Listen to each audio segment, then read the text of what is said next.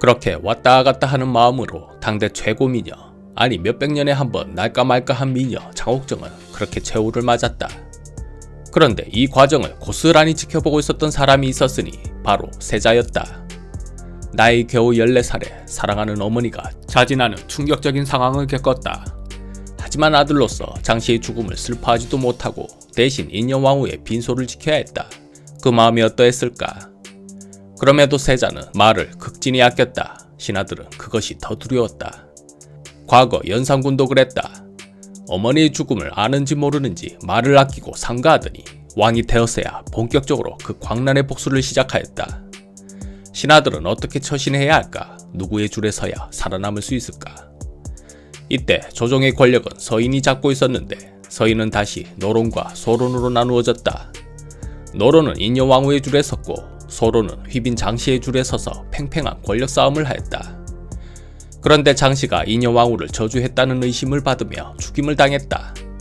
소론은 한순간에 갈 곳을 잃어버렸다. 그러나 그녀의 아들이 왕세자이기 때문에 희망은 있었다. 소론은 어떻게 해서든 세자를 지켜주는 것이 첫 번째 미션이 되었다. 노론은 그 반대였다. 훗날 세자가 왕이 된다며 연산군처럼 보복에 나설 가능성이 있었다. 보복의 대상은 당연히 노론이다. 따라서 그들 입장에서는 세자가 왕이 되면 안 되는 상황이었다. 아무 대책 없이 있다가 연산군 시즌2를 겪을 것인가? 노론에게 주어진 첫 번째 질문이었다. 그렇다면 노론이 할 수 있는 일은 무엇일까? 선택은 두 가지이다. 첫째, 지금이라도 세자의 줄에 서서 잘 보인다면 너무 늦었다. 이미 휘빈 장씨가 죽임을 당하지 않았던가? 아무리 잘 보인다 해도 세자는 죽은 어머니의 일을 잊지 않을 것이다. 그렇다면 둘째, 세자를 폐위시키고 숙빈 최씨의 줄에 서서 그 아들을 세자로 올린다. 오, 이건 충분히 해볼 만하다. 노론은 두 번째를 선택하였다. 하지만 무슨 명분으로 지금의 세자를 폐위시킨단 말인가? 일단 힘을 키워야 했다. 역사를 돌아보면 힘이 곧 명분이었다. 힘만 있다면 명분 따위야 만들면 되었다.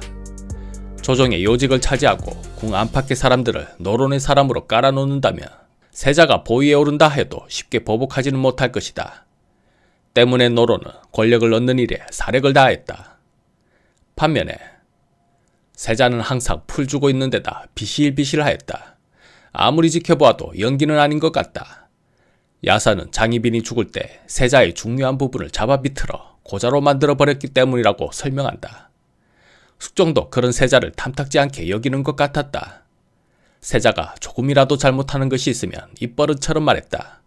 에휴, 누굴 닮아 저 모양인가. 세자는 어린 나이에 어머니의 죽음을 지켜보아야 했고 그것을 막지 못했다는 죄책감이 있었다. 게다가 왕의 사랑도 받지 못하고 신하들의 견제를 한몸에 받고 있었다. 누구 하나 자신의 편이 없다고 생각했을 것이다. 정신적으로 매우 힘든 상황으로 정신질환이 온다 하여도 이상할 것이 없었다. 대사편녀는 세자의 상태를 이렇게 전하였다. 세자는 벽을 보며 혼자 중얼거리며 대화를 한다. 밤이 되면 정신을 잃은 사람처럼 궁궐을 배회하며 돌아다닌다. 그러면 숙종은 또 혀를 차며 말했다. 도대체 누굴 닮아 저 모양인가? 그렇게 세월이 흘러갔다. 노론은 절실하게 힘을 키웠고 마침내 조정의 요직을 대부분 장악한 집권층이 되었다. 숙종은 여전히 세자를 탐탁지 않게 여겼다. 그러던 어느 날 전하께서 말씀하시기에 좌의정 대감만 들어오라 하셨습니다.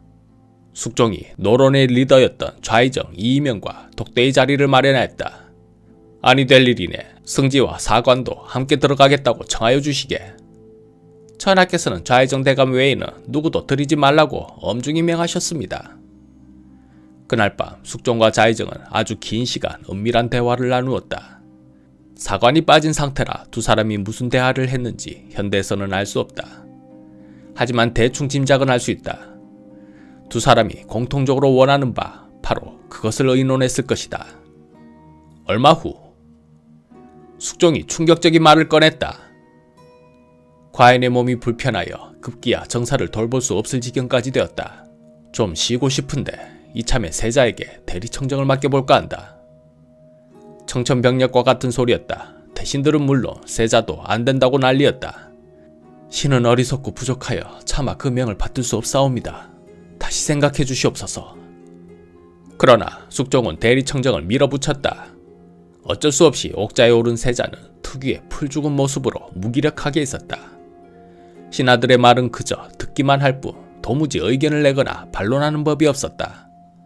그저 아랜대로 하라, 유의하겠소, 이 두 가지 대답만 하였다.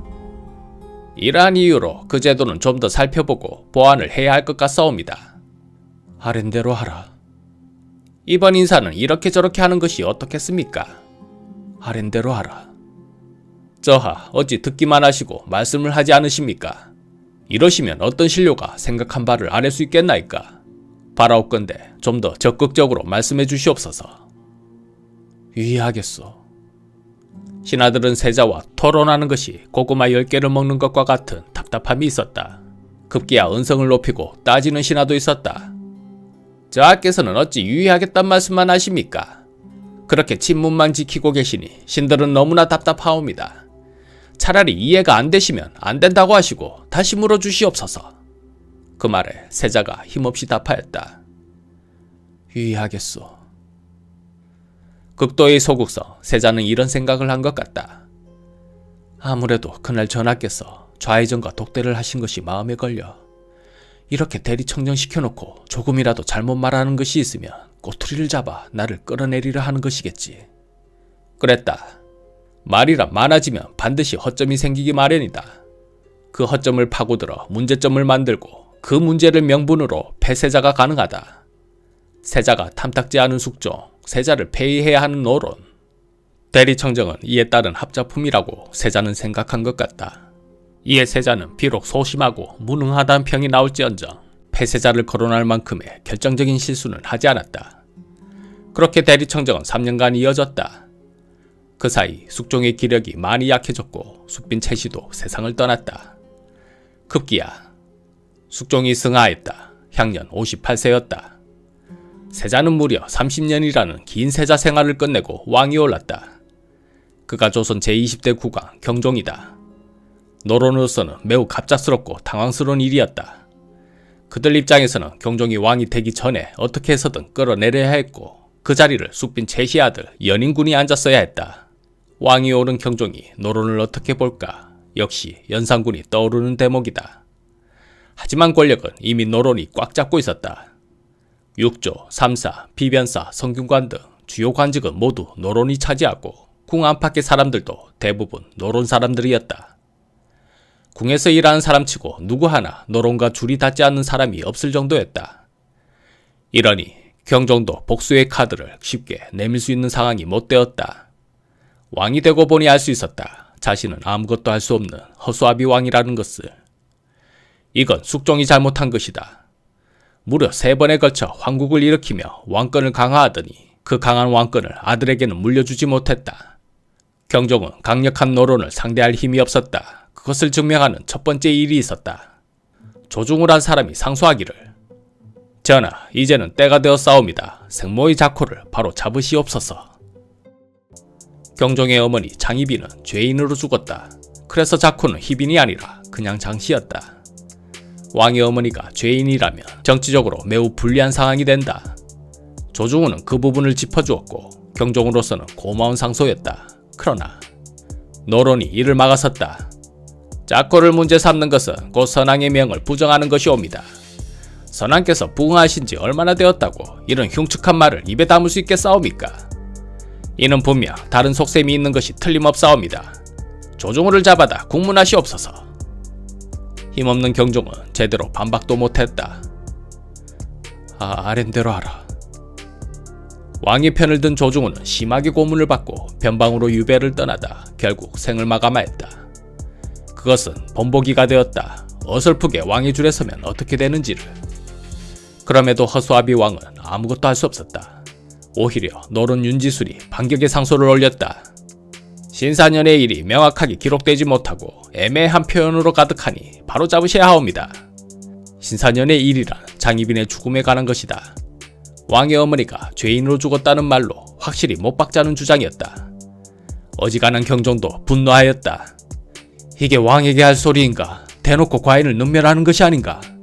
당장 그 자를 변방에 유배하라.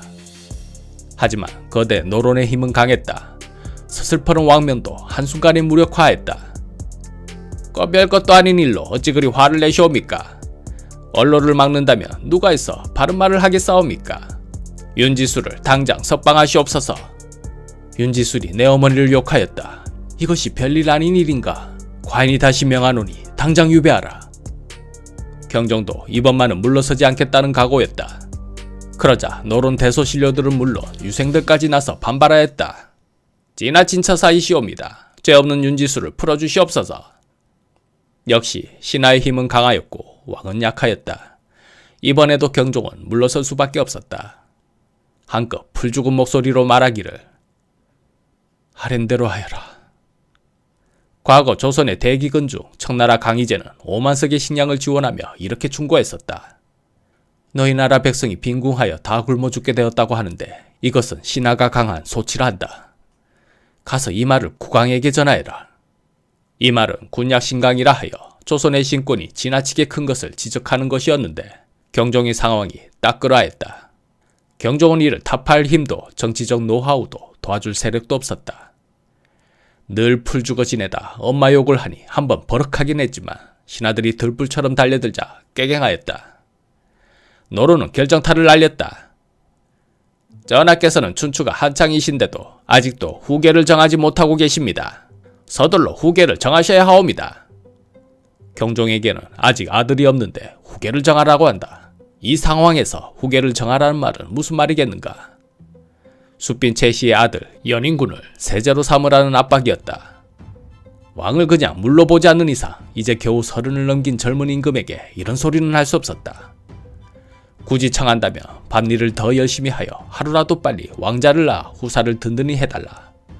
뭐 요 정도일 것이다. 그것도 아주 조심스럽게. 만약 태종 앞에서 이런 소리가 나왔다면 어떻게 되었을까? 상상만 해도 끔찍하다. 경종은 역시 힘없이 대답하였다. 다른 신하들도 그렇게 생각하는가? 모두가 한마음이옵니다. 알았다. 대신들 모두 입궁하라 하여라. 과인이 논의하여 결정하겠다. 한밤중에 대신들이 모였다. 물론 노론 위주의 대신들이다. 신들이 이렇게 간청드리는 것은 후계를 정하는 일은 일각도 늦출 수 없기 때문이옵니다. 통촉하시옵소서. 그러옵니다. 더 이상 미룰 일이 아니옵니다. 말 나온 김에 얼른 결정하시옵소서. 왕은 역시 허수아비였다. 이 정도면 그냥 노론의 세상이었다. 누구 하나 경종을 편드는 사람이 없었다. 그래도 경종은 버티는 데까지 버텨야 했다. 이대로 세제를 정한다면 훗날 태어날 경종의 자식들은 어찌 될 것인가? 노론도 알고 있었다. 경종이 세제 책봉을 결정하기는 힘들다는 것을. 그래서 보험을 들어놓았다. 전하, 정 결정하기가 힘드시며 자전께 여쭙고 허락을 받으시옵소서. 알았다. 지금 즉시 대비전으로 가서 세제 책봉을 의논하겠다. 당시 노론의 핵심 세력은 이의명, 김창집, 이건명, 조태채 등 4대 신이었으며 그 중에서도 영의정 김창집과 파무사 이의명이 중심적인 역할을 맡고 있었다. 여기서 자전이란 인원왕후 김씨였다. 숙종의 계비이자 경종의 법적 어머니인 그녀에게 세제 책봉을 물어보라고 노론은 요청하였다. 물론 대비전과 노론은 평소 긴밀한 관계를 유지하고 있었고 미리 싸바싸바가 되어 있었다. 경종이 가봐야 답은 뻔할 것이다. 역시 왕실 사람이라 하여도 숙종편은 없었다.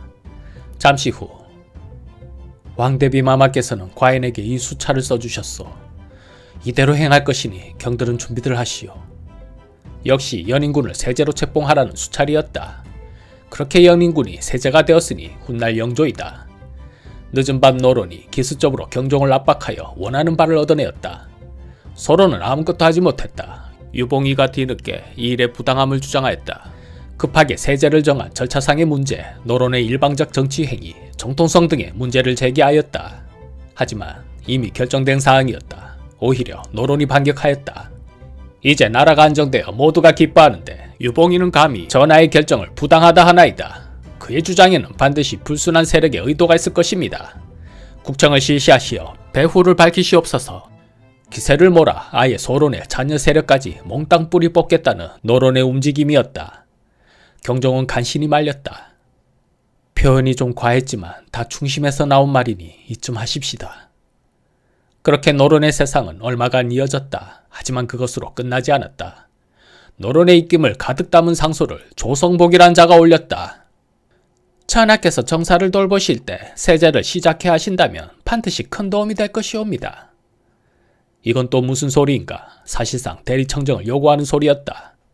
이젠 대놓고 물러날 준비를 하란 말이었다. 가만히 있으면 가만히로 보인다고 왕을 물로 보는 것을 넘어 아예 투명인간 취급을 하고 있었다. 그럼에도 경종은 화를 내지 않았다. 화는커녕 오히려 그 말을 즉각 수용하였다. 알았다. 과인은 한 발 물러나 모든 국사를 세제에게 맡길 것이다. 세제는 영민하니 잘 해낼 것이다. 경들이 많이 도와주도록 하라. 아무리 노론 세상이라 하여도 한참 젊은 나이에 왕에게 대리청정이라니. 그것을 청하는 신하나 또 순순히 받아들이는 왕이나 상식적인 일이 아니었다. 아무리 신권이 강한 시대라 하지만 경종은 도대체 어디까지 참을 것인가. 사실 경종은 참지 않았다. 그 말을 듣고 빡돌지 않을 왕이 누가 있겠는가. 그럼에도 표정 하나 변하지 않고 받아들이는 척 연기를 하였다. 그리고 나름대로 준비해두었던 반격의 시나리오를 실행하고 있었다. 누가 대리청정에 앞장서는가, 누가 반대하는가, 충신은 누구인가, 간신은 누구인가. 평소에 순한 얼굴을 하며 하나하나 다 체크하고 있었다. 그런 줄도 모르고 신하들은 저희들끼리 싸우고 난리가 났다. 그 사이 경종은 서로 인사 몇 명을 슬그머니 요직에 앉혔다.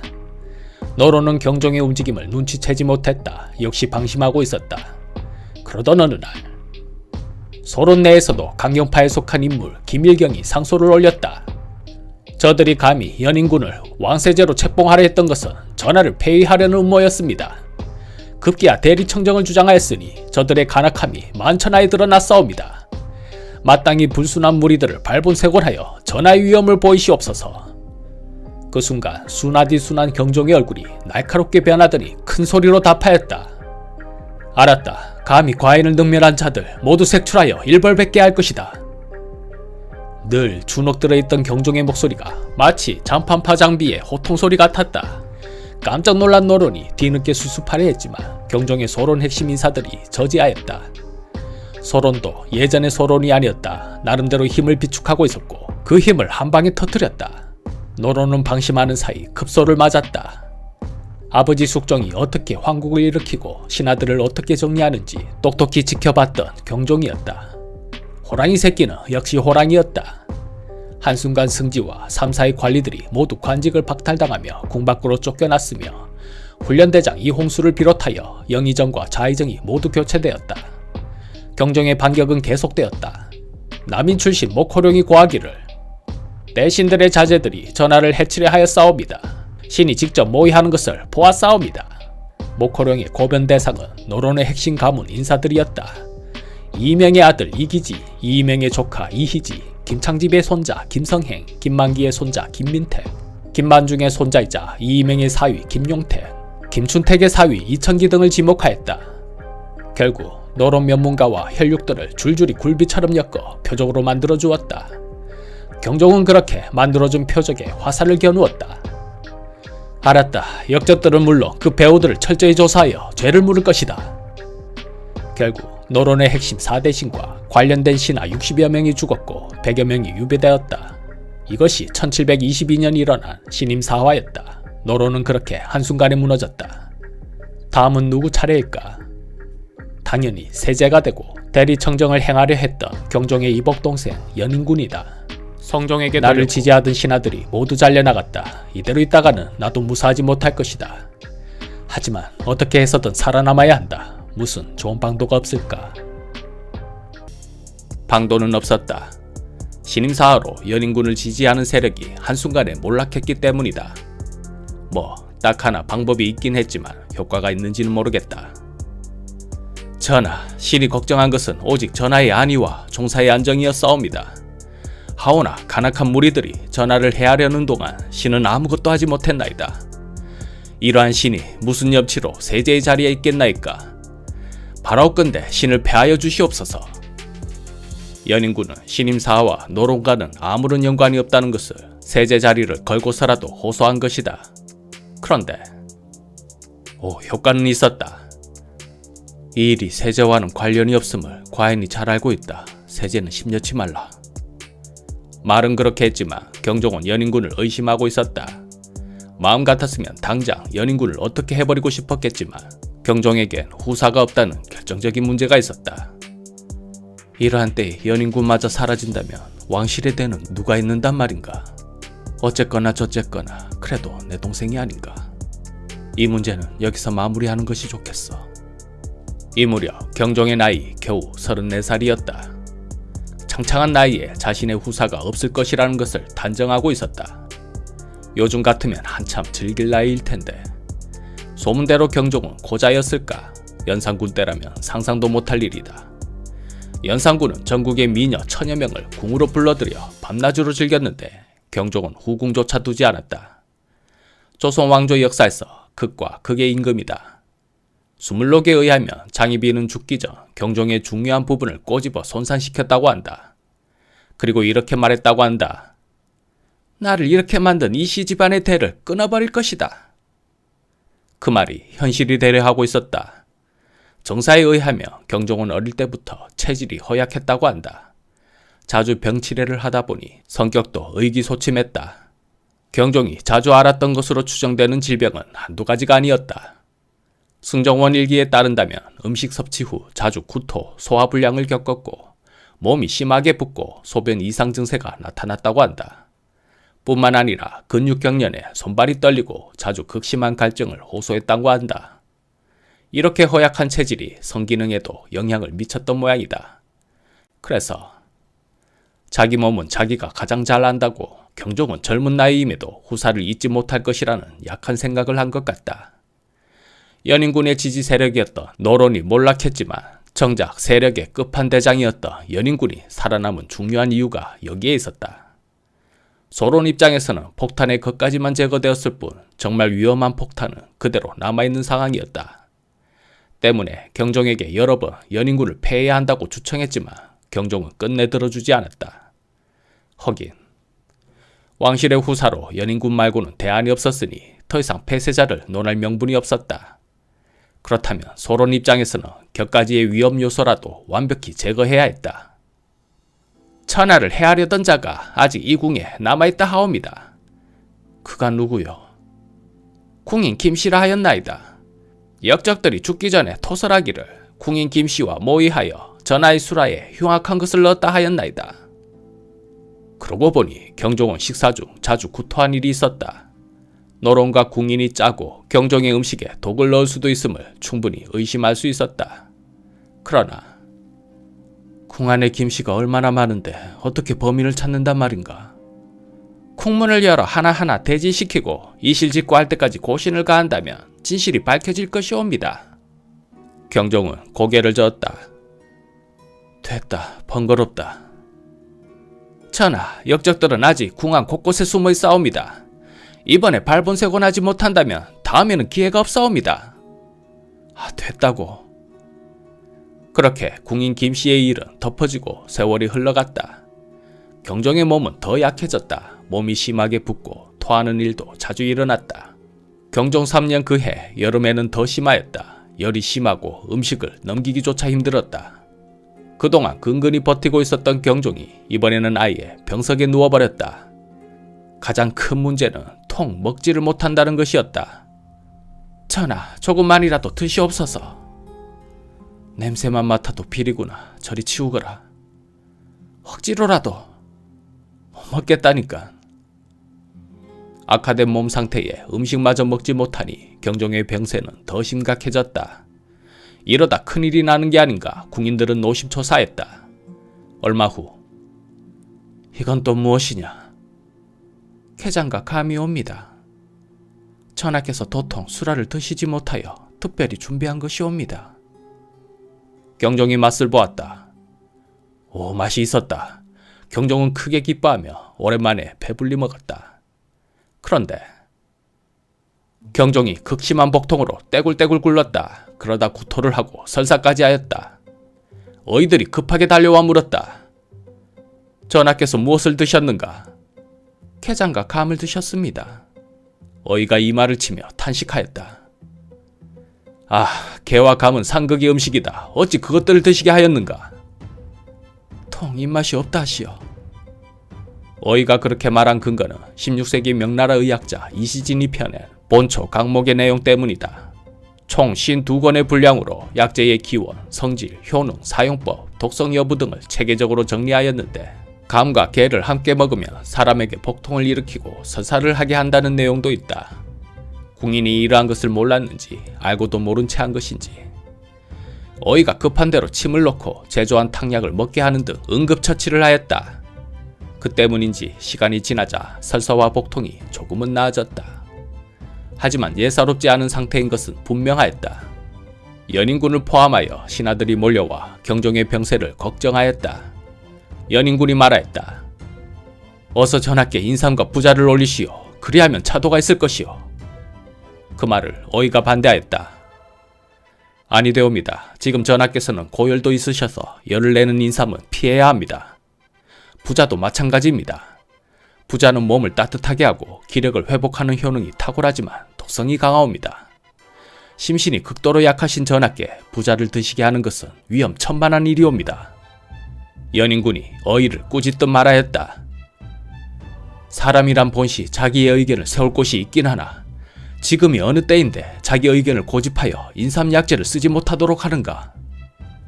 언제나 삼가고 조심했던 연인군이 그날따라 강하게 주장하고 나섰다.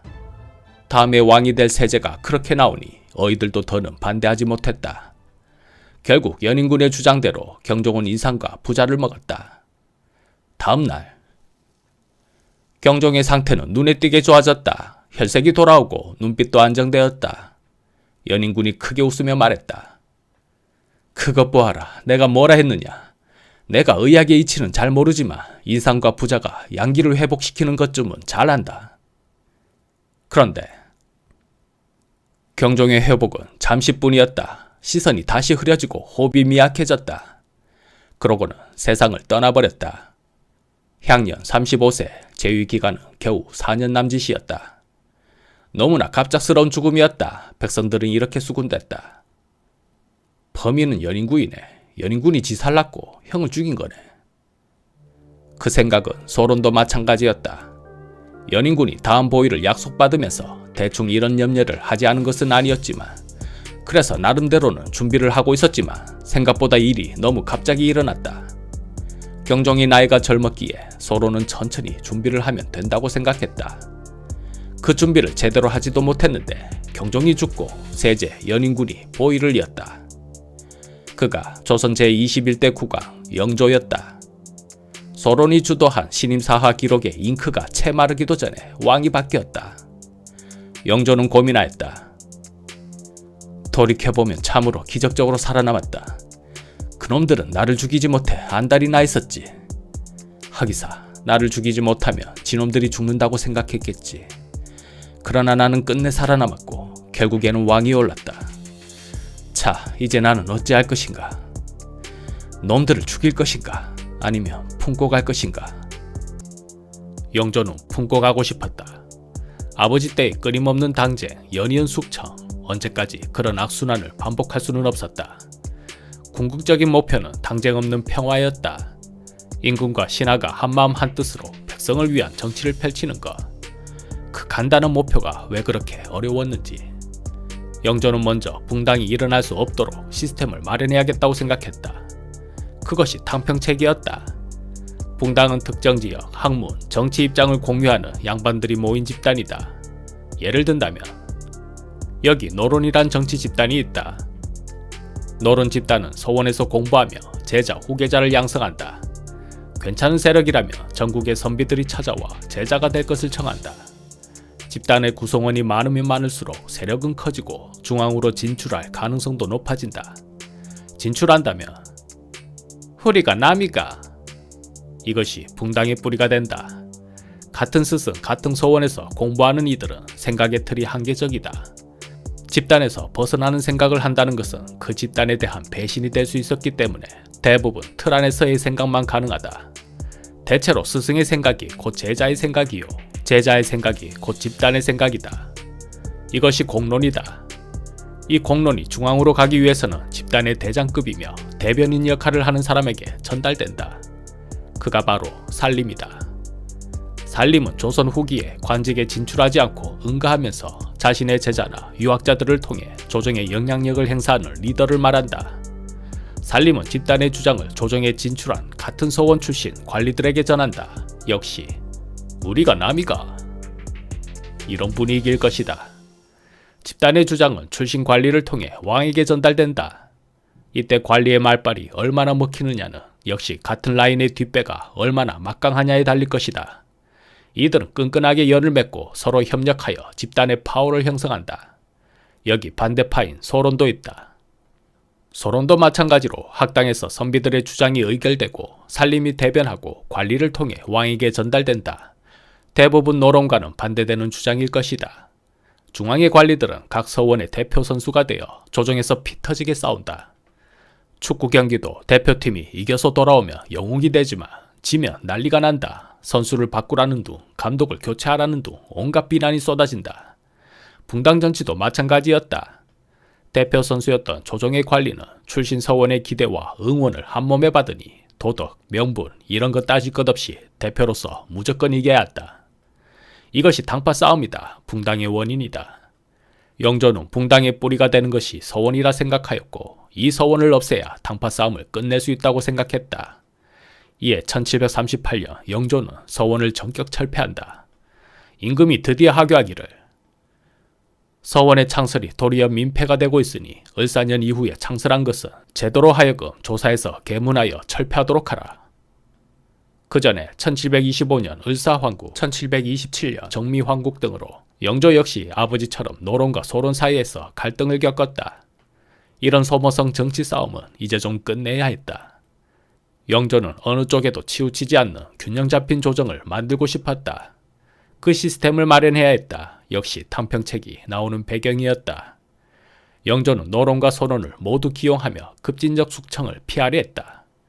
노론의 인물 중에서 영의정을 삼으며 소론 인물 중에서 좌의정을 뽑는 시기였다. 특정 당파의 독점을 막기 위해 탕평파라고 불리는 중립적인 인물들을 등용하였다. 어느 쪽에도 치우치지 않아야 왕도가 편안하다. 그 생각을 확실히 하기 위해 1742년 성균관 입구에 탕평비를 세웠다. 유생들이 항상 지나다니면서 보고 느껴라 이거였다. 탕평비의 메시지는 확실히 강했다. 싸우다 걸리면 뒤진다. 영조하면 생각나는 것이 애민정신이다. 백성을 아끼는 마음이 누구보다도 컸고 여러 제도를 마련하여 민생 안정을 꾀하였다. 대표적인 것이 1750년 실시된 균역법이다. 조선의 남자는 군역의 의무가 있었다. 중종 때부터는 군대 가는 대신 1년에 군포 2필씩 바치게 하여 국방의 의무를 지도록 했다. 2필의 군포란 어느 정도 부담이었을까?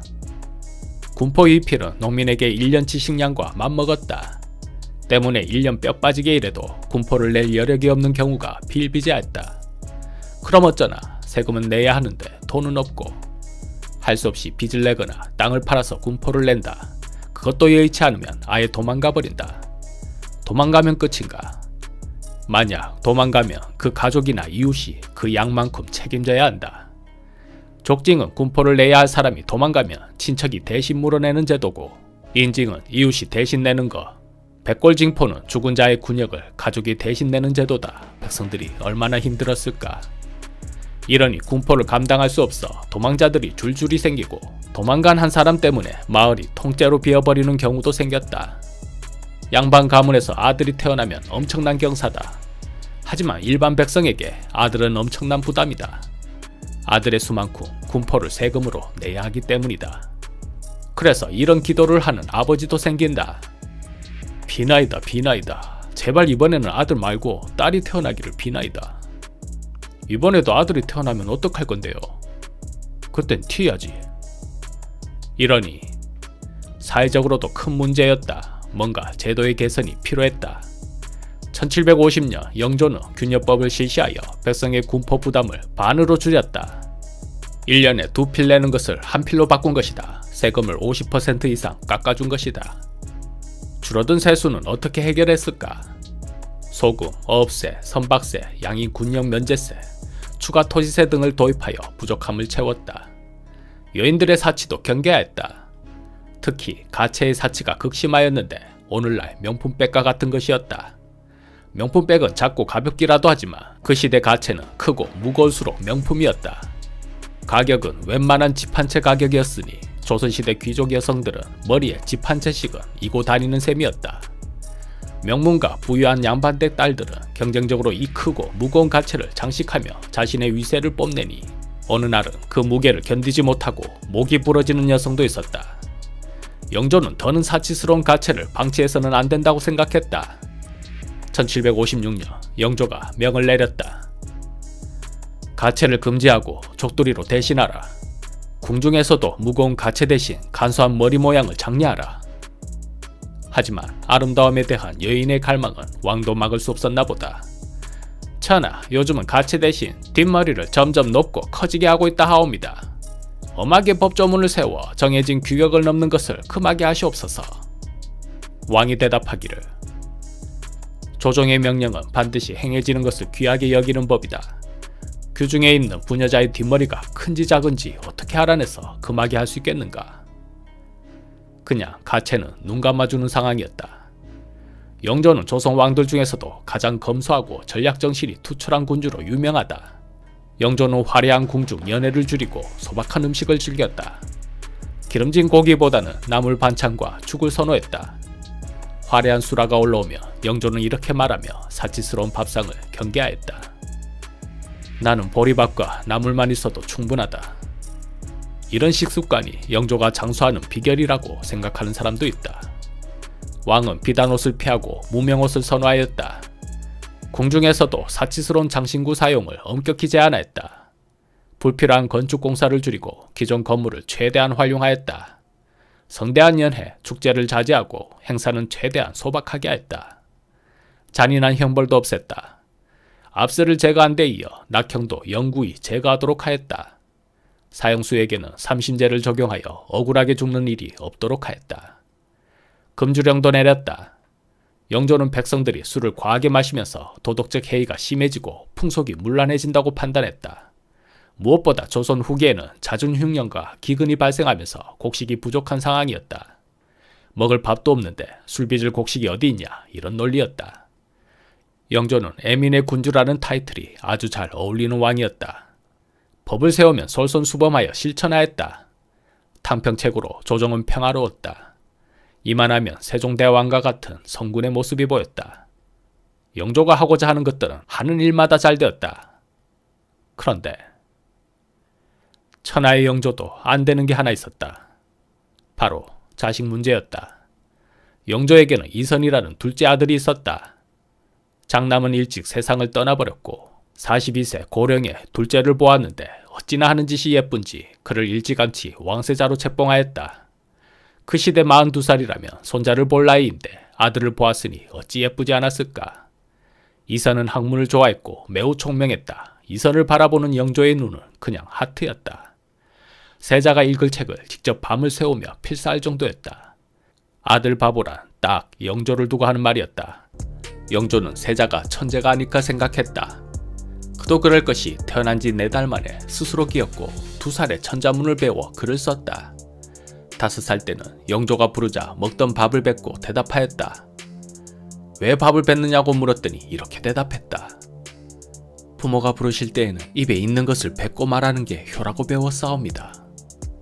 영조의 눈에서 꿀 떨어지는 소리가 여기까지 들리는 듯하다. 검소하기는 또 무지하게 검소했다. 나인들이 비단과 무명을 놓고 묻기를 어느 것으로 옷을 지어 올리오리까 하니 비단은 사치고 무명은 사치가 아니다. 무명으로 입어야 좋으리라 하였다. 아들의 총명함에 영조의 기대는 한껏 부풀러 올랐다. 근일에 문왕장을 읽을 수 있게 되었고 일찍이 명주와 무명배를 보고 사치와 검소를 구분하여 무명옷 입기를 직접 청했으니 매우 기특하다. 만약 잘 인도한다면 성취할 것을 바라겠으나 나는 본래 학문이 없으니 오직 형들이 잘 이끌어주길 바랄 뿐이다. 영조는 콤플렉스가 있었다. 바로 어머니가 천한 무수리 출신이라는 것이다. 조선왕 어느 누구도 어머니가 천민 출신이 없다. 영조가 유일무이하다. 혈통과 출신을 무지하게 따지는 조선시대에 그것도 왕의 피가 천민의 것이라면 어마어마한 콤플렉스가 될 수 있었다. 영조는 말은 하지 않지만 늘 그것을 신경 쓰며 살았다. 조금이라도 잘못하는 것이 있다면 사람들은 이렇게 수군될 것이기 때문이다. 역시 피는 못 속여 천민의 자식이 어딜 가겠나. 영조는 보여주어야 했다. 비록 천민의 자식이라 하여도 성군이 될 수 있다는 것을. 그래서 영조는 언제나 바른 사나이였다. 아니, 바른 사나이여야 했다. 자세는 늘 꼿꼿하게 한 점 흐트러짐이 없었고 눈빛도 언제나 맑았다. 철저히 규칙적인 생활을 하고 손에서 책을 놓지 않는 늘 배움의 자세로 임하였다. 왕이라 하여 사치하지도 않았다. 화려한 밥상을 피하고 소식으로 꼭꼭 씹어먹었다. 금주령을 내리며 그 자신부터 언제나 맑은 정신을 유지하였다. 역대 이런 바른 생활 임금이 있었나 할 정도로 자기 관리에 철저한 왕이었다. 이제 누구도 영조를 가리켜 피를 운운하며 손가락질할 사람은 없을 것이었다. 그런데 아들이 점점 엇나가기 시작했다. 그토록 총명했던 세자가 개그림이나 그리고 공부가 싫다고 하질 않나. 무술 수련을 좋아하고 삼국지 책을 읽었다. 기대가 컸던 만큼 영조의 실망은 너무 컸다. 사람들은 또 이렇게 손가락질 할지도 몰랐다. 역시 피는 못 속여. 화가 난 영조는 세자가 조금만 실수해도 엄하게 꾸짖거나 신하들 앞에서 모욕을 주기도 했다. 영조는 이런 마음이지 않았을까? 내가 어떻게 쌓은 탑인데 아들인 네가 이런 식으로 무너뜨리는 것이냐. 그럴수록 세자는 더욱 삐뚤어졌다. 영조는 마음이 아팠다. 차라리 처음부터 그랬다면 이렇게까지 실망하진 않았을 것이다. 어릴 땐 천재라고 생각하지 않았던가. 잔뜩 기대하고 가르쳐 왔는데 저러고 있으니. 그런데 총명했던 세자는 왜 그렇게 달라졌을까? 영조는 태어난 지 100일도 안 된 세자를 친어머니 영빈이 씨와 떨어뜨려 저승전에서 살게 하였다. 저승전이라니 이름부터 불길하다. 그곳에는 영조가 게장과 감을 먹여 형을 독살했다는 소문을 사실로 믿는 소론 계열의 궁인들이 거처하고 있었다. 당연히 영조에게는 반감이 있는 사람들이었다. 그런 사람들에게 세자의 양육을 맡긴 것이다. 고양이에게 생선을 맡긴 격이다. 그곳으로 간 세자는 직간접적으로 세뇌 교육을 받았고 아버지에 대한 반감이 생겼으며 점점 삐뚤어지는 원인이 되었다. 더군다나 저승전 근처에는 희빈 장씨가 인형왕후를 저주했다는 소문에 치선당이 있었다. 영조는 이 치선당을 소주빵으로 만들어 세자의 음식을 준비하게 했다. 세자의 부인 해경궁 홍씨는 자서전 한중록에서 이러한 환경이 남편을 망치게 하였다고 지적하였다. 부모의 손길이 가장 필요할 때 영조가 어린 세자를 불길한 장소로 따로 떼어놓았다는 것이다. 영조는 왜 그랬을까? 영조는 이복형 경종이 갑작스럽게 사망한 후 왕위에 올랐다. 하지만 당시 소론과 남이는 영조가 경종에게 감과 게장을 먹여 독살했다는 의혹을 강하게 제기했다. 영조는 왕위에 오른 내내 이 의혹에 시달리며 살았다. 또 그 소리냐? 진짜 내가 아니라니까. 누가 묻지도 않았는데 영조는 제발저린지 자주 이런 식으로 결백을 주장했다. 영조는 이 의혹을 불식시키고 자신의 왕권을 더욱 공고히 할 필요가 있었다. 그래서 세자를 일부러 경종을 모셨던 궁인들 영역에서 살게 했다는 설이 있다. 그리한다면 사람들은 영조가 독살한 것이 사실이라며 굳이 소론이 득실득실한 그곳에 세자를 맡길 리가 없다. 라고 생각할 것이었다. 영조는 그렇게 우회적으로 자신의 결백을 증명하고 싶었던 모양이다. 하지만 결과는 아들의 탈선이었다. 영조의 조기교육 열정은 대단하였다. 다음 보위를 이어야 할 세자는 오직 공부 또 공부해야 했다. 왕부터 하루 종일 책을 손에서 놓지 않을 정도로 공부하는데 그 아들은 오죽했으랴. 허긴 전국에 내노라 하는 공부벌레들만 모아놓은 조정에서 그들과 토론하고 정책을 논해야 한다면 임금도 준비를 단단히 해야 한다. 요즘으로 친다면 서울대를 비롯한 이른바 스카이 대학에서 치열한 경쟁을 뚫고 올라온 엘리트들과 토론을 해야 한다. 그들은 경쟁을 치러 들어온 검증된 인재이지만 세자는 그냥 임금의 아들이다. 그런데 공부가 부족하여 학식이 딸리고 말빨이 딸린다면 어찌 될 것인가? 신하들은 개무시를 할 것이다. 어쩌면 또 역시 피는 못 속여 라고 할지도 몰랐다. 영조는 조급증이 생겼다. 나이 42살에 늦게 본 아들이라 조급증은 더 컸다. 그 시대 42살이라면 손자를 볼 나이이다. 조선 왕들은 단명하는 경우가 많았고 영조 자신도 허약한 체질이었다. 언제 무슨 일이 일어난다 해도 이상하지 않은 상황. 영조는 하루빨리 세자를 왕의 제목으로 가르쳐야 했다. 그런데 세자는 공부보다는 무도에 관심을 가졌다. 글보다는 그림이 재미있었다. 하루는 마당에서 뛰어노는 개를 지그시 바라보며 한 폭의 그림으로 남겨놓기도 하였다. 영조는 우라통이 터졌다. 너는 공부하는 것이 좋으냐, 싫으냐? 싫을 때가 많습니다. 그참, 솔직해서 좋구나. 말은 그렇게 하지만 영조의 실망은 너무나 컸다.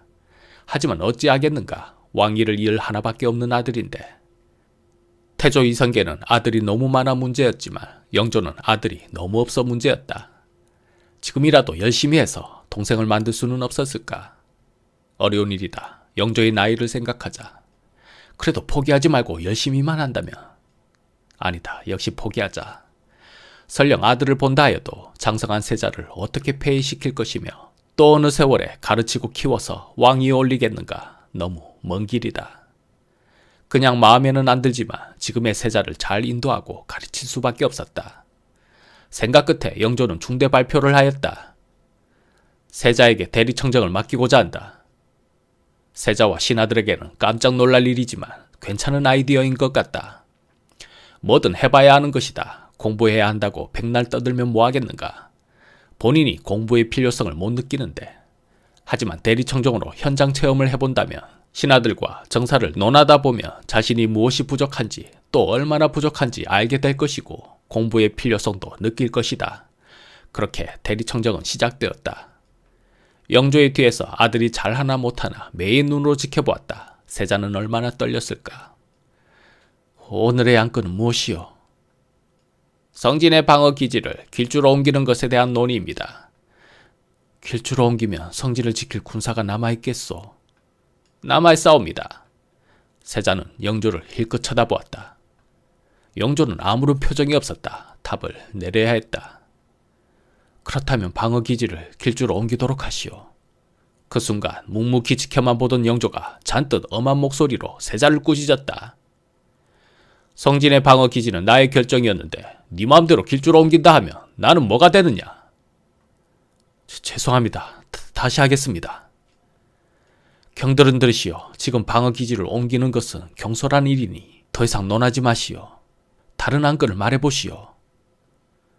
균여법의 실시로 백성의 부담이 줄어들었다 하나 줄어든 세수가 문제이옵니다.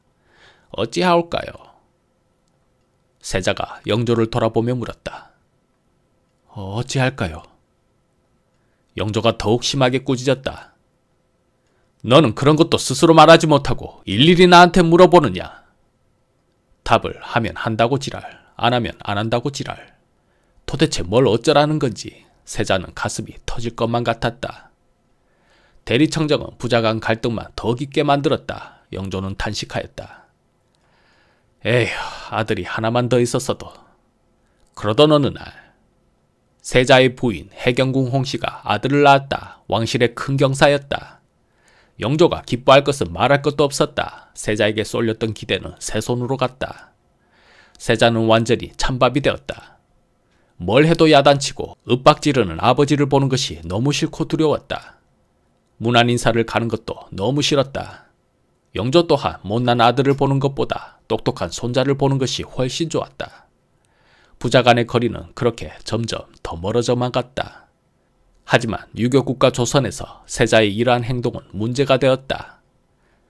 저하, 오늘도 진현을 가지 않으시면 전하께서 크게 노여워하실 것이옵니다. 싫다. 아바마마를 보면 가슴이 터질 것만 같다. 아바마마도 나보다는 손자를 어여뻐하지 않느냐. 난 가지 않을 것이다. 한두 번 건너뛰었던 진현을 몇 달째 가지 않았다. 부자 사이는 이미 돌이킬 수 없을 지경까지 갔다. 보다 못한 신하들이 영조에게 한마디 하였다. 전하께서는 세자 저하를 너무 엄격하게 대하시옵니다. 잘못이 있어도 조용히 타이르신다면 저하께서도 마음이 달라질 것이옵니다. 영조는 신하의 말을 듣지 않았다. 비가 와도 바람이 불어도 무슨 일만 있으면 입버릇처럼 말했다. 이게 다 세자가 덕이 없어 그렇다. 그래도 세자는 할머니 인원왕후가 있어 견딜 수 있었다.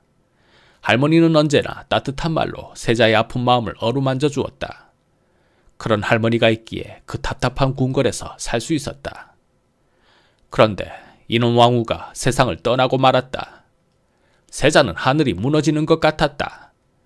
연이어 정모 정성왕후도 세상을 떠났다. 세자의 정신을 붙잡아주던 그 무언가가 떨어져 나간 것이다. 이쯤하여 세자는 정신 이상 증세가 나타났다. 미친 사람처럼 혼자 중얼거리지를 않나 때론 환각이 보인다며 소리를 질러댔다. 거처를 무덤처럼 꾸미고는 평양기생 여승과 함께 밤새도록 놀았다. 뭐하고 놀았는지 기록은 없지만 대충 짐작은 간다. 심지어 살인까지 자행하였다. 세자는 굉장히 폭력적으로 변하였고 시중드는 궁인들이 조금이라도 마음에 들지 않으면 그 자리에서 죽여버렸다. 특히 옷 갈아입을 때 정신 이상 증세가 뚜렷하게 나타났다. 옷에 귀신이 붙었구나. 가져가 태워버려라. 자, 모두 태워버려. 더 이상 갈아입을 옷이 없사옵니다. 이놈이 누구의 명에 토를 다른 것이냐. 결국 세자는 옷 입는 시중을 들던 내관 하나를 베어 죽여버렸다. 뿐만 아니라 그 머리를 잘라 피가 뚝뚝 떨어진 채로 궁 여기저기를 들고 다녔다. 그냥 광인 그 자체였다. 한 손으로는 칼을 들고 한 손으로는 죽은 사람의 머리를 들고 부인인 해경궁 홍씨를 위협하였다. 여동생 화학농주도 위협하였다. 내 말대로 하지 않으면 널 베어버리겠다. 해경궁 홍씨는 이렇게 말했다. 내가 그때 사람의 머리 벤 것을 처음 보았으니 그 흉하고 놀라움을 어찌 이룰 수 있으리요. 그날 이후 궁인들은 너무 무서워 세자 시중을 기피하였다. 당연한 일이다. 옷 입히던 내관이 그 꼴이 되었으니. 할 수 없이 해경궁 홍씨가 의복을 갈아입혔는데 어찌나 발광을 하는지 부인인 그녀도 세자가 던진 바둑판을 맞고 눈이 심하게 부었다. 안 되겠다 싶어 세자가 가장 좋아하는 후궁 빙의에게 옷 시중을 들게 했는데 치워라. 입지 않을 것이다. 저하 입으셔야 하옵니다. 뭐냐 그 입꼬리는. 너 방금 나를 비웃었지. 세자는 후궁 빙의를 마구 폭행하였다. 자기가 무슨 짓을 하고 있는지도 모르는 것 같았다. 빙의는 정신을 잃어버렸다. 그런데도 계속 폭행하였다. 그러고는 제풀에 지쳤는지 방을 나가버렸다. 빙의는 한동안 신음하다 죽어버렸다. 세자는 왜 이렇게 옷 입는 것을 싫어했을까? 의관을 다 갖추고 나면 아버지를 만나야 했다. 그에 대한 두려움이 분노로 표출된 것이리라. 세자의 광기는 날이 갈수록 심해져 죽인 사람이 100명에 이른다고 한다. 병이 발작할 때는 궁비와 환시를 죽였고 죽인 후에는 문득 후회하곤 했다. 왜 이렇게 사람을 죽이느냐? 우라가 치밀어 오를 때는 닭이든 사람이든 누군가를 죽여야 속이 좀 풀리옵니다. 세자도 자신이 정상이 아님을 알고 있었던 것 같다. 그가 장인에게 쓴 편지의 내용이다. 나는 원래 남 모르는 우라의 증세가 있는데다 지금 또 더위를 먹은 가운데 임금을 모시고 나오니 열은 높고 우울증은 극도로 달해 답답하기가 미칠 듯합니다. 이런 증세는 의관과 함께 말할 수 없습니다. 경히 우울증을 씻어내는 약에 대해 익히 알고 있으니 약을 지어 남몰래 보내주면 어떻겠습니까? 이번 알약을 복용한 지 이미 수일이 지났지만 아무런 차도가 없습니다. 나는 한 가지 병이 깊어서 나을 기약이 없으니 다만 마음을 가라앉히면서 민망해야 할 따름입니다. 세자는 극도의 불안감, 우울증, 망상과 환청 증세를 보였고 그것이 폭력으로 표출되었다. 그 폭력이 연쇄살인으로 이어졌지만 아무도 말리지 못했다. 세자 스스로가 약의 힘을 빌려서라도 폭력을 멈추려 했지만 소용없었다. 현대의학으로 사도세자의 행동을 진단한다며 양극성 장애, 조현병, 외상후 스트레스 장애, 반사회적 성격 장애 등 여러 증상이 복합적으로 나타난 것으로 보인다. 정신과 치료가 집중되어야 했지만 영조는 손자에게만 관심이 쏠렸고 부인은 두려워 남편 근처에 있기도 힘들어했다. 유일하게 기댈 수 있었던 할머니도 돌아가셨다. 이러니 세자의 정신병은 더 악화되어 갔다. 여전히 처소를 무덤처럼 만들고 기생들과 여성들을 불러 그 안에서 밤새도록 놀았다. 뭐하고 놀았는지는 모르겠지만 그러던 어느 날 밤 세자는 또 칼을 들고 궁안 여기저기를 헤매고 다녔다. 표정은 반넋이 나간 채 정신없이 누군가를 찾고 있었다. 그러고 이런 말을 하였다. 칼을 차고 가서 어떻게 해버리고 싶다. 어떻게 해버리고 싶은 사람이라 누구를 말한 것일까? 다음 날 보다 못한 세자의 어머니 영빈이 씨가 영조를 알려나했다. 세자가 내관, 내인, 하인을 죽인 것이 거의 100여 명이 오며 그들에게 불로지지는 형벌을 가하는 등 차마 볼 수 없을 일을 행한 것은 이루 말로 다 할 수 없습니다. 소인이 차마 이 말씀은 모자지간의 도리로 보아 못할 일이지만 옥체를 보호하고 세손을 건져 종사를 평안히 하는 일이 옳으니 대처분을 하소서. 오죽하면 이런 말이 나왔을까. 나경은의 고변도 있었다. 그동안 세자가 한 짓들을 10여 조에 걸쳐 일러 바쳤다. 영조는 크게 화를 내며 신하들을 꾸짖었다. 오늘날 조정 대신들은 모두 죄인이다. 나경은이 이런 글을 올리는 동안 한 사람도 내게 고한 이가 없으니 어찌 부끄럽지 아니한가. 그런데 나경은은 형조판서 윤급의 종이었다. 일개 종이었던 그가 어떻게 궁중의 일을 알고 고변할 수 있었을까. 노론의 사주를 받았다는 의심이 솔솔 피어오른다. 나경은 독단의 일이라고 주장하는 이도 있다. 영조가 말한 오늘날 조정의 대신들은 모두 죄인이라는 말이 이 주장을 뒷받침한다. 노론이 나경은을 사주했다며 조정 대신들이 알고 있었을 것이고 영조가 저런 말을 할 이유가 없었을 것이라는 주장이다. 과연 어느 것이 맞을까? 나경은은 훗날 세자를 모함한 대역 죄인으로 몰려 결국 처형되었다. 신하가 말했다. 내용이 너무 흉하오니 태워버리시옵소서. 아니되옵니다. 하찮은 신분이 어찌 궁중의 일을 알고 고변하겠습니까? 이는 반드시 세자좌를 음해하려는 배우가 있을 것이옵니다. 나경은을 신문하고 배우를 밝히시옵소서. 영조는 나경은의 문서를 태워 없애버렸다. 때문에 그가 세자의 어떤 비행을 지적했는지는 알 수 없다. 세자가 달려와 용서를 구하였다. 영조가 엄하게 꾸짖었다. 너는 어찌하여 왕손의 어미를 때려 죽이는 참혹한 짓을 행하였느냐? 또 여성과 기생을 왜 불러들인 것이냐? 세자는 아무 대답도 하지 못했다. 땅에 엎드려 관을 벗어라. 아버님 용서해 주십시오. 어서 행하라. 세자가 그대로 따랐다. 맨발로 땅에 조아려라. 그렇게 하였다. 자결하라. 놀란 세자가 다시 빌었다. 아버님 소자가 잘못했습니다. 한 번만 살려주십시오 아버님. 부자간의 정을 강조하는 것인지 세자는 아버님이란 말을 반복하였다.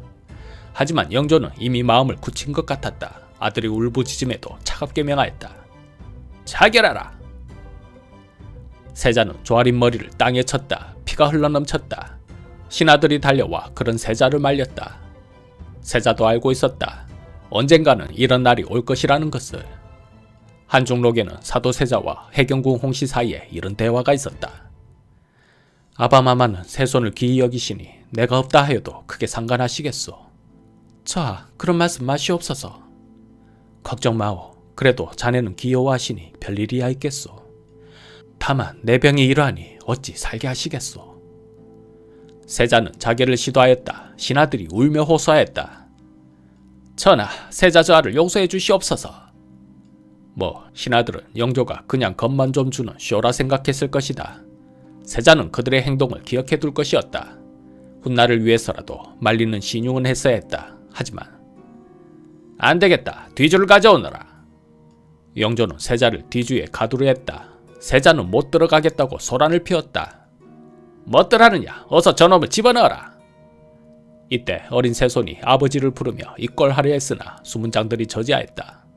세자가 뒤주에 들어가자 영조는 친히 뚜껑을 닫아 못을 박아버렸다. 그것도 부족했는지 뒤주에 큰 돌을 얹어라. 명을 받은 이성문은 죽더라도 그리는 못하겠다고 버텼다.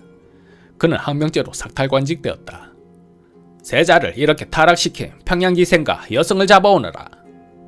그녀들은 참수되었다. 다만 세자가 불러 명을 따랐을 뿐인데 그렇게 되었다. 무슨 수로 왕세자의 명을 거역할 수 있었겠는가. 평양기생이라면 분명히 예뻤을 텐데 참으로 안타까운 순간이다. 그렇게 시간이 흘렀다. 뒤주에 갇힌 세자는 무슨 생각을 했을까. 이때도 그냥 겁만 좀 주겠거니 했을 것이다. 그런데 며칠이 지나도록 밥은 물론 물 한 모금 주지 않았다. 보다 못한 관료들이 뒤주 틈으로 미움과 물을 넣어주다가 발각되기도 하였다. 안 되겠다. 유약을 발라 뒤주의 틈새를 모조리 막아라. 이쯤 되면 쇼가 아니었다. 세자는 목이 너무 말라 미리 소지하고 있던 부채로 자신의 오줌을 받아 마셨다. 그렇게 며칠이 더 흘렀다. 세자는 뒤주 안에서 고통의 시간을 보냈다. 그 안에서 세자는 무슨 생각을 했을까? 후회라도 했을까? 아버지의 꾸지람은 한기로 흘려버릴 줄 알아야 했다. 아버지 보는 앞에서만이라도 공부하는 척을 했어야 했다. 다들 그렇게 살지 않는가? 어차피 시간은 세자 편에 있었다. 장인에게 편지 쓸 때가 15살이었으니 묵묵히 참고 조금만 더 버텼더라면. 하지만 세자는 결국 뒤주 안에서 죽어버렸다. 향년 27세였다. 미동이 전혀 없사옵니다 전하. 뚜껑을 열어보라. 냄새가 코를 찔렀다. 세자의 죽음을 확인한 영조는 위호를 복구하고 사도라는 시호를 내렸다. 왜 사도였을까? 생각할 사이에 슬퍼할 또 그를 생각하며 슬퍼한다는 의미로 영조는 사도 세자를 가엾게 여겼지만 어쩔 수가 없었다는 뜻으로 이해될 수 있다. 하지만 왕이 직접 명령해 아들을 죽인 일은 정치적으로 매우 큰 부담이었다. 만약 사도 세자에게 충이나 효 같은 긍정적인 시호를 주었다면 그런 훌륭한 세자를 왜 죽였느냐는 반발이 나올 수 있었다. 그래서 사도라는 중립적이면서도 모호한 표현을 사용해 정치적 테러를 만든 것 같다. 거참, 아들을 죽이면서 이런 것까지 계산해야 한다니 왕의 길이란 너무나 비정하고 험난한 것 같다. 세월이 흘러 사도 세자의 아들이 왕위에 올랐다. 그가 조선 22대 국왕 정조이다. 정조는 즉위하자마자 아버지를 복권하여 장헌이라는 존호를 추가해 장헌세자로 올렸다. 즉위식을 가지는 정조가 첫 번째로 꺼낸 말은 모두를 충격에 빠뜨리기에 충분했다. 나는 사도세자의 아들이요.